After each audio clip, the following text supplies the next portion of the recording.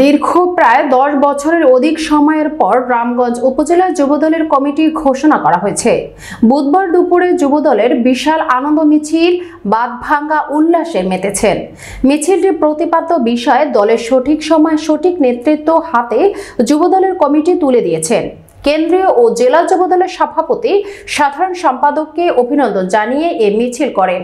উপজেলার সবগুলো ইউনিয়ন ও পৌর শহরের বিভিন্ন ওয়ার্ড থেকে খণ্ড খণ্ড যুবদলের মিছিল পৌর শহরে নূর প্লাজার চত্বরে জড়ো হয়।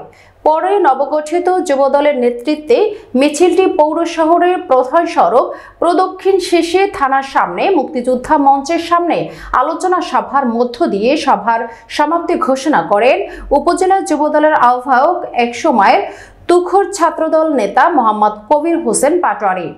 আলোচনা সভায় বক্তব্য রাখেন উপজেলা যুবদলের আহ্বায়ক কবির হোসেন কানন, যুগ্ম আহ্বায়ক আতিকুর রহমান রিপুর ও সদস্য সচিব আব্দুস সাত্তার মজুমদার। পৌর যুবদলের আহ্বায়ক জামাল উদ্দিন পাটোয়ারি, যুগ্ম আহ্বায়ক আব্দুল রহমান ও সদস্য সচিব মিজানুর রহমান ভূঁইয়া, জেলা যুবদলের নেতা টিপু সুলতান ভূঁইয়া, পৌর যুবদলের নেতা আব্দুর রহমান সহ অনেকে।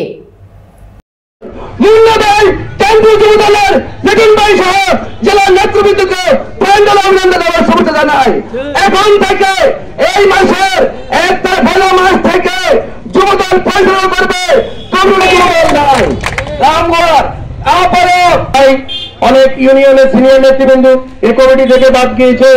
সামনে যে পূর্ণাঙ্গ কমিটি হবে আমরা সবাইকে মূল্যায়ন করবো।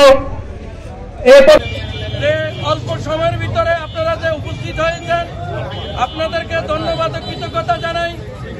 প্রিয় নেতৃবৃন্দ, যুবদল ও জেলা যুবদল কাছে আমাদের এবং আগামী রাষ্ট্রনায়ক জনাব তারেক রহমান সাহেবের কাছে আমরা কৃতজ্ঞ আমাদেরকে সুন্দর একটা কমিটি উপহার দেওয়ার জন্য।